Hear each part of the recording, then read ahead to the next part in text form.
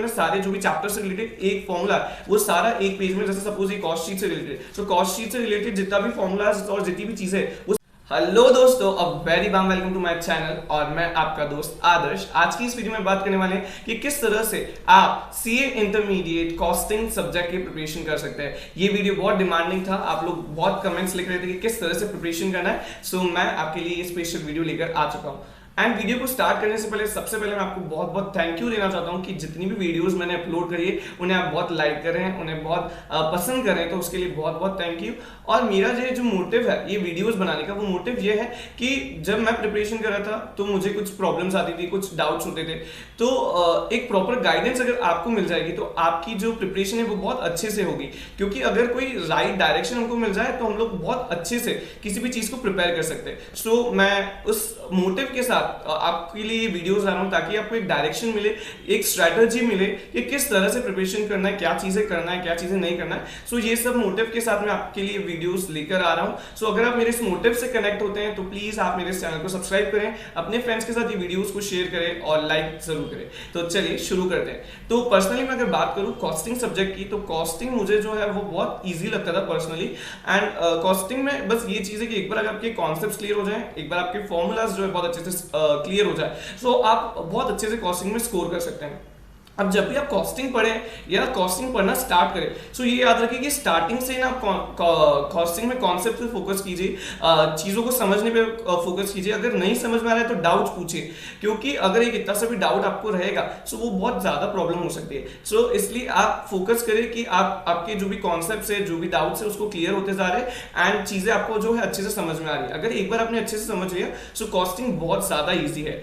अब कॉस्टिंग जो है ना, पर्सनली मुझे ऐसा लगता है कि ये जो है ना एग्रीगेट बढ़ाने के लिए भी बहुत हेल्पफुल होता है, क्योंकि ये बहुत स्कोरिंग सब्जेक्ट होता है। सो इसीलिए मैं आपको सजेस्ट करता हूँ कि जैसे अगर आप कॉस्टिंग में 80 से 90 या 60 के ऊपर एग्जामिनेशन से ज्यादा लेके आ सकते हैं, सो आप उस अगर कैटेगरी में बिलोंग करते हैं तो आप इस पर और थोड़ा टाइम डिवोट करके इसको और अच्छे से प्रिपेयर करें ताकि एक बहुत अच्छा एग्रीगेट आप ला सकें। अब हम लोग स्टार्ट करते हैं कि किस तरह से क्या स्ट्रेटेजीज जो है वो मैंने फॉलो करी थी। सो पर्सनली जो चीज़ें मैंने फॉलो करी थी वो सब मैं आपके साथ शेयर करने वाला हूँ। सो कॉस्टिंग में हम लोगों को जब पढ़ाया जाता था तो सर जो है हमें क्या करते थे, फॉर्मूला शेयर करते थे कि ये फॉर्मूला जो है इस चैप्टर से रिलेटेड है और इसके बाद ये जो क्वेश्चंस है वो सॉल्व कराते थे। बट क्या होता था, पहले थोड़े फॉर्मूलाज, फिर उससे रिलेटेड क्वेश्चंस, फिर फॉर्मूलाज, फिर उससे रिलेटेड क्वेश्चंस, फिर फॉर्मूलाज, फिर उससे रिलेटेड क्वेश्चंस। तो इस तरह से मेरे पास कंसोलिडेट करके फॉर्मूलाज तो आ जाते थे कॉपी में, बट वो थोड़े मुझे समझ नहीं आते थे क्योंकि वो कंफ्यूजिंग लगते थे। सो मैंने क्या करा कि मैंने इस तरह से शीट्स बना ली और जिसपे मैंने सारे जो भी चैप्टर से रिलेटेड एक फॉर्मूला वो सारा एक पेज में, जैसे सपोज ये कॉस्ट शीट से रिलेटेड, सो कॉस्ट शीट से रिलेटेड जितना भी फॉर्मूलाज और जितनी भी चीजें वो सब मैंने इस पेज में लिख दी थी। एंड वो भी बहुत छोटे छोटे पेन से लिखी, ताकि हैंडराइटिंग से लिखी, ताकि मैं ज्यादा चीजें जो है एक शीट पर लिख पाऊँ और ज्यादा चीजें मेरी कवर हो सके। जैसे ये एक्टिविटी बेस्ड कॉस्टिंग से रिलेटेड मैंने ये पूरी शीट बना रखी थी, फिर ये बजट कंट्रोल, इस तरह से मैंने सारे जितने भी चैप्टर्स है ना उससे रिलेटेड जितने भी फॉर्मूलाज है, जो भी ट्रिक्स है, जो भी टिप्स है, जो सर ने बोली थी कि ये गलती नहीं करना है, ये चीजें नहीं करना है, वो सारी जो है मैंने इस तरह से शीट्स बना ली थी सभी सब्जेक्ट्स के लिए, सॉरी सब्जी चैप्टर्स के लिए। सो जब मुझे रिवीजन करना होता था या जब भी मुझे क्वेश्चन सॉल्व करना होते थे, सबसे पहले मैं क्या करता था, इन फॉर्मूलाज को स्ट्रॉन्ग कर लेता था, इन फॉर्मूलाज को समझ लेता था, जो भी कॉन्सेप्ट्स उनको समझ लेता था एंड देन उसके बाद क्वेश्चंस करते थे तो उस क्वेश्चंस बहुत इजीली हो जाते थे। अब कॉस्टिंग में जब हम लोग क्वेश्चन करते हैं ना, तो सबसे पहले आपको आईसीएम मॉड्यूल को ही रेफर करना है, आईसीएम मॉड्यूल को स्ट्रॉन्ग कर लेना है। मेरे साथ पर्सनली जो गलती हुई थी वो आपके साथ शेयर करता हूँ कि हम लोगों को एक पीएसआई मॉड्यूल दिया जाता था जिसमें कुछ पास्ट ईयर्स के क्वेश्चंस होते थे। सो मैंने पर्सनली फर्स्ट स्टार्ट करा पास्ट ईयर्स के क्वेश्चन सॉल्व करना, दैट इज वीएसआई मॉड्यूल को सॉल्व करना स्टार्ट करा। एंड देन मैं आईसीएम मॉड्यूल को स्टार्टिंग जो फेजेस थे उसमें नहीं देख रहा था, सिर्फ वीएसआई मॉड्यूल ही करते जा रहा था। सो ये मेरे साथ गलती हुई थी। फिर बाद में मेरे किसी सीनियर ने मुझे समझाया कि ऐसा नहीं करना है, आपको आईसीएम मॉड्यूल पे स्टिक करना है। तो पहले मैंने आईसीएम मॉड्यूल को स्ट्रॉन्ग करा, उसके सारे क्वेश्चंस बहुत अच्छे से करे एंड देन फिर मैं वीएसआई मॉड्यूल पे फोकस करने लगा। और एग्जाम टाइम में भी मैंने यही करा, पहले आईसीएम मॉड्यूल करा एंड देन वीएसआई मॉड्यूल करा। सो इस तरह से मैंने चीजें करी। तो ये गलती जो है आप मत दोहराना, आप पहले आईसीएम मॉड्यूल को रेफर करो, फिर उसके बाद कोई दूसरी मॉड्यूल से दूसरी चीजों को देखो।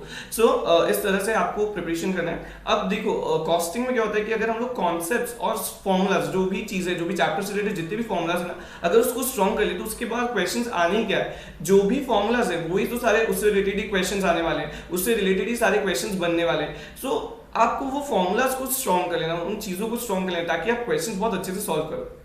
अब जब आप रिवीजन करें तो कैसे कर सकते हैं रिवीजन? सबसे पहले ये फॉर्मूलाज अच्छे से स्ट्रॉन्ग कर लिए, रिवाइज कर लिए इन फॉर्मूलाज को, फिर उससे रिलेटेड जो चैप्टर्स है तो आईसीएम मॉड्यूल खोला। आईसीएम मॉड्यूल में अगर आपने एक बार सारे क्वेश्चंस को, मैंने तो सारे क्वेश्चंस ऑलमोस्ट एक बार सारे सॉल्व हो चुके थे, आईसीएम मॉड्यूल के जितने भी क्वेश्चंस थे वो मैंने एक बार सॉल्व कर लिए थे। फिर उसके बाद मैंने ऑडिट टेक्निक को यूज करा एंड देखते गया कि हाँ ये क्वेश्चन को ऐसे सॉल्व करना है, यहाँ पे ये चीज आ रही है, यहाँ पे ये चीज आएगी, यहाँ पे कुछ गड़बड़ है, तो वो मैंने मार्क कर देता था कि यार ये गलती वापस रिपीट नहीं होना चाहिए। तो नेक्स्ट टाइम जब रिवाइज करता तो उस चीज को मैं वापस देख लेता।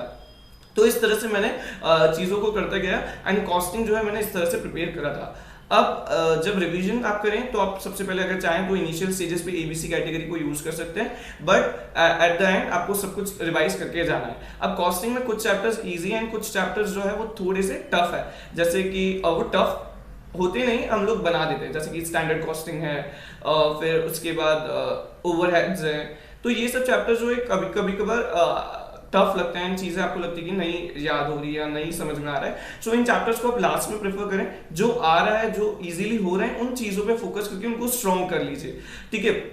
सीए की जो ये इंटर की एग्जाम्स थी, इसमें ये इंपॉर्टेंट नहीं होता है कि हम लोग क्या क्या चीजें कर रहे हैं, ये इंपॉर्टेंट होता है कि जो चीज कर रहे हैं उसको बहुत अच्छे से कर ले, ताकि जब उससे रिलेटेड कोई क्वेश्चंस आए तो वो तो एटलीस्ट हम लोग अच्छे से आंसर कर पाए एंड स्कोर कर पाए, क्योंकि यहाँ पे एक एक मार्क्स बहुत इंपॉर्टेंट होता है।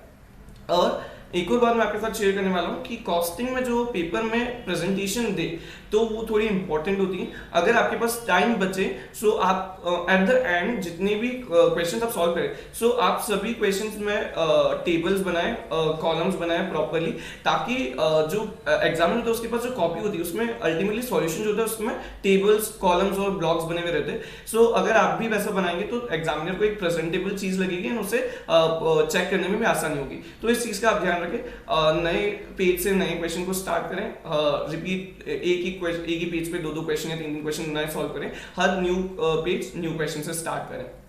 और जब कॉस्टिंग का पेपर आप सॉल्व करें तो आपको ये होना चाहिए कि आपको टाइम मैनेजमेंट प्रॉपर देख के चलना है, क्योंकि वो 100 मार्क्स का पेपर है।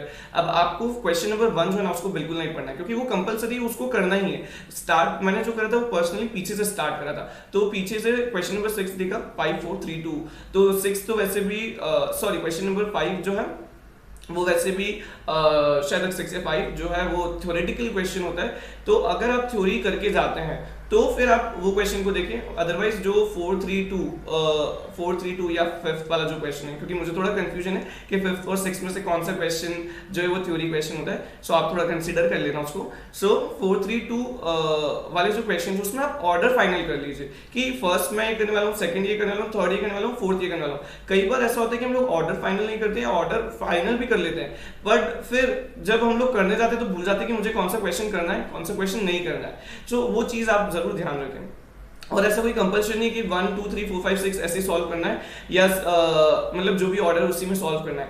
बट ये जरूर याद रखना कि अगर क्वेश्चन नंबर 2 है और उसके दो पार्ट्स ए एंड बी, तो वो दोनों एक के बाद एक हो, ना कि ऐसा हो कि 2 का ए कर रहे हो उधर, फिर उसके बाद 3 का बी एंड 4 का सी। सो ये बहुत बड़ा कंफ्यूजन हो जाएगा एग्जामिनर के लिए, चेक करने में उसको डिफिकल्टी होगी। सो ये गलती आप ना करें। टाइम मैनेजमेंट एंड स्पीड का बहुत ध्यान रखें, क्योंकि कॉस्टिंग का पेपर जो है सॉल्व करने पे बहुत लेंदी होते हैं। लेंदी इन सेंस क्योंकि हम लोगों को बहुत सारा प्लस माइनस करना रहता है, एडिशन सब्ट्रैक्शन सब चीजें देखना पड़ती है, और साथ ही साथ कैलकुलेशन ज्यादा होते हैं, तो इसीलिए और लिखना भी ज्यादा होता है। तो आप लिखने वाला जो पार्ट होता है ना उसमें ऐसा कर सकते हैं, शॉर्ट फॉर्म्स में लिख सकते हैं, जैसे टू कॉन्ट्रैक्ट या चीजें शॉर्ट में लिखे, क्योंकि अल्टीमेटली वो ये चीजें नहीं दिखेगा, जो अमाउंट है और जो आपका टोटल आंसर है वो मैच करना चाहिए। सो इसलिए ये मैं आपको सजेस्ट करूंगा कि आप इधर जो कॉलम में आप लिखें वो कॉलम में छोटे छोटे लैंग्वेज में शॉर्ट फॉर्म्स में लिख लीजिए, एंड जो अमाउंट है उसे आप प्रॉपर्ली लिखिए, एंड जो आपके आंसर है उसको प्रॉपर्ली लाइए। सो ये सब चीजें जो है आपको पेपर सॉल्व करते वक्त ध्यान रखनी है। और मैं ये सजेस्ट वापस करूंगा कि कॉस्टिंग के लिए आप 3 से 4 एटलीस्ट मॉक टेस्ट जरूर लिख के देखिए, फुल मॉक टेस्ट देखें, ताकि आपको पता चलेगा कि किस तरह से आंसर्स लिखना है, किस तरह से चीजों को प्रेजेंट करना है, एंड आप एक बहुत अच्छे से पेपर को अटेम्प्ट कर पाए। जो पेपर हम लोग सॉल्व करें, एग्जाम्स में पेपर सॉल्व करें, तो जो फर्स्ट 15 मिनट है उसमें आपको पूरा प्रॉपर प्लानिंग के साथ चलना है कि कब मतलब आपको किस तरह से ऑर्डर फाइनल करना है, और जब आपका ऑर्डर फाइनल हो जाए तो उसके बाद आप अगर आपके पास टाइम बच रहा है वो 15 मिनट्स में, तो आप क्वेश्चंस का एक ड्राफ्ट जो अपने दिमाग में बनाना स्टार्ट कर दे, उससे रिलेटेड जो भी कैलकुलेशन वो स्टार्ट कर दे, ताकि आपका टाइम जब क्वेश्चन सॉल्व करो तो वेस्ट ना हो। और आप ये चीज का भी ध्यान रख सकते हैं कि कॉस्टिंग में जो है ना जो चीज आपको पहले आती जा रही है, जो क्वेश्चन आपको पहले आते जा रहे हैं वो करते जाइए, बट वो ये याद रखिएगा कि जो टू है उसके अगर 2 पार्ट्स है तो दोनों पार्ट साथ में होना चाहिए, ऐसे आगे पीछे नहीं होना चाहिए। अब क्वेश्चन आता है कि कॉस्टिंग में थ्योरी करें या ना करें। तो पर्सनली मैंने तो थ्योरी नहीं करी थी क्योंकि मेरा प्रैक्टिकल पार्ट स्ट्रांग था, बट मैं ये सजेस्ट करूंगा कि वो ब्लेसिंग इन डिस्गाइज बन सकती है। अगर कभी पेपर टफ आ गया या चीजें आपको नहीं आई, तो एटलीस्ट अगर आपकी थ्योरी थोड़ी स्ट्रांग होगी तो आपको कुछ मार्क्स मिल सकते हैं। और अगर नहीं आपको कुछ आ रहा है तो फिर आप थ्योरी के क्वेश्चंस को आंसर कर सकते हैं, एटलीस्ट लिखने की कोशिश कर सकते हैं। तो उससे क्या होगा कि आपका कहीं ना कहीं कुछ ना कुछ तो मार्क्स आपको मिलेंगे। और इस चीज का भी ध्यान रखना है कि कॉस्टिंग में जो मार्किंग होती है वो होती है स्टेप वाइज मार्किंग होती है। तो स्टेप वाइज मार्किंग होती है तो आपको इस चीज का ध्यान रखना है कि हम लोग प्रॉपर स्टेप्स में आंसर्स लिखें, और जितना आते जा रहा है उस आंसर से रिलेटेड वो सारी चीजें हमको मेंशन करनी है। जो भी चीजें, जो भी फॉर्मूलाज है, जो फॉर्मूलाज जैसे कोई भी क्वेश्चन है उससे रिलेटेड जो भी फॉर्मूलाज है, जैसे कुछ चैप्टर्स है जिसमें सिर्फ फॉर्मूला से ही सॉल्व होता है, मार्जिनल कॉस्टिंग वाला जो चैप्टर है, तो उसमें आपको क्या करना है कि फॉर्मूला जब आप लिख रहे हैं तो उसको एक अच्छे से हाईलाइट करके दिखा सकते हैं कि ये फॉर्मूला है, उसके चारों तरफ एक आपने बॉक्स बना दिया। सो जब आप ये सब चीजें करेंगे तो एग्जामिनर को पता चलेगा कि हाँ फॉर्मूला, इस फॉर्मूला को अप्लाई करो और ऐसे सॉल्व करा है। अब अगर आप फॉर्मूलाज नहीं लिखते तो कई बार गड़बड़ भी हो सकती है। और ये भी याद रखना कि जो भी आपके आंसर्स हैं, आंसर्स को सॉल्व करने का पैटर्न है वो थोड़ा आईसीएम मॉड्यूल से स्टिक करेगा तो बहुत अच्छा होगा, क्योंकि एग्जामिनर के पास जो कॉपी आती है, आंसर शीट होती है, वो जो होती है वो किससे मैच करती है, वो आईसीएम मॉड्यूल से मैच करती है। तो इसलिए जब आप प्रैक्टिस करें तो मैं वही बोल रहा हूँ, आप आईसीएम मॉड्यूल को रेफर करेंगे, सिर्फ और सिर्फ आईसीएम मॉड्यूल को रेफर करेंगे तो बहुत अच्छा होगा। उसकी पैटर्न जिस तरह से आंसर्स को सॉल्व करा है उसको फॉलो करेंगे तो बहुत अच्छा होगा, इससे आपके मार्क्स भी बढ़ेंगे। और एक और बहुत इंपॉर्टेंट जो पॉइंट है आपको ध्यान रखना कि जो कॉस्टिंग के जो पेपर होता है उसमें क्वेश्चन नंबर 1 जो होता है उसके 4 पार्ट्स होते हैं, और मोस्ट ऑफ द स्टूडेंट्स क्या करते हैं, कभी कभार स्टार्ट करते जब 15 मिनट्स का रीडिंग टाइम मिलता है सो क्वेश्चन नंबर 1 को रीड करना स्टार्ट कर देते हैं, बट क्वेश्चन नंबर 1 को रीड नहीं करना है क्योंकि उसको तो कंपल्सरी हमको आंसर करना है, उसमें टाइम वेस्ट करने से कोई सेंस ही नहीं होगा। और कई बार क्वेश्चन नंबर 1 को आईसीआई जो होते हैं वो टफ बनाते हैं ताकि जब स्टार्टिंग से हम लोग पढ़े तो एक कॉन्फिडेंस हमारा लो हो जाए। सो इसीलिए रिवर्स ऑर्डर में अगर हम लोग क्वेश्चन सॉल्व करते हैं तो हमारा पेपर जो है कुछ हद तक ईजी होता है एंड अच्छे से कंप्लीट होता है। आपको जब पेपर सॉल्व करें तब आपको आपके अंदर कॉन्फिडेंस होना चाहिए, आपको टाइम मैनेजमेंट प्रॉपर आना चाहिए। ये सब चीजें जो है आप तभी स्ट्रॉन्ग कर पाएंगे जब आप पेपर्स को जो है अच्छे से सॉल्व करेंगे और उससे प्रैक्टिस करेंगे। जब आप कॉस्टिंग की आंसर्स लिखे तो आंसर्स जो होना चाहिए उसमें आप प्रॉपर जो चीजें हैं वो जरूर मेंशन करें। कभी कभार क्या होता है कि हम लोग कुछ चीजें जो है वो लिखना भूल जाते हैं या कोई नोट्स जो है वो बनाना रह जाते हैं। ये एक जो क्वेश्चन का आंसर करे तो वो सारी डिटेल्स जो भी रिक्वायर्ड है उस आंसर से रिलेटेड वो सारी उस चीज में मेंशन होना चाहिए। एंड ये तभी प्रैक्टिस स्ट्रांग हो पाएगी जब हम लोग पेपर्स लिखेंगे, जब हम लोग मॉक टेस्ट पेपर्स लिखेंगे तब। फिर आरटीपीज जो है आप लास्ट 3 अटेम्प्ट्स के आरटीपीज देख सकते हैं। उससे भी आपकी प्रिपरेशन और स्ट्रांग हो सकती है, आपको समझ में आ सकता है कि किस तरह के क्वेश्चंस आ रहे हैं। बट वो तभी देखना है जब आपकी आईसीआई मॉड्यूल बहुत अच्छे से हो चुकी हो। और मैंने सही बोलूं तो कॉस्टिंग के लिए आरटीपी नहीं देखी थी क्योंकि हमारी जो वीएसआई मॉड्यूल थी उसमें कंसोलिडेटली एक स्कैनर था एक तरह से जिसमें पास्ट ईयर्स के क्वेश्चंस थे। मैंने उससे प्रैक्टिस करी थी। तो अगर आपके पास भी ऐसा कोई मटेरियल है तो आप उससे रेफर कर सकते हैं रेदर देन कि आप आरटीपीज वगैरह देखें। और ये सब प्रिपरेशन हो जाए उसके बाद सबसे ज्यादा इंपॉर्टेंट जो चीज है वो है आपके पास कॉन्फिडेंस होना चाहिए कि आप बहुत अच्छे से पूरा पेपर अटेंड कर सकते हैं, चीजें कर सकते हैं। वो कॉन्फिडेंस भी आपको जब आप पेपर लिखने जाए तो लेकर जाना है अपने साथ में। ये सारी स्ट्रैटेजीज, ये सारी टिप्स जो थी वो मैंने पर्सनली खुद फॉलो करी थी एंड वो मैंने आपके साथ शेयर करी। मैं आशा करता हूँ कि आपने वीडियो के आपने मुझे एंड तक सुना है तो आप मेरे लिए बहुत खास है, और खास लोगों के लिए मैं एक बहुत अच्छी सी चीज लेके आया हूँ। मैं अपनी वीडियोस के एंड में कुछ चैलेंजेस जो है वो शेयर करूंगा जिससे कि आपकी लाइफ बेटर बन सके, आप थोड़ा ज्यादा फोकस कर सके।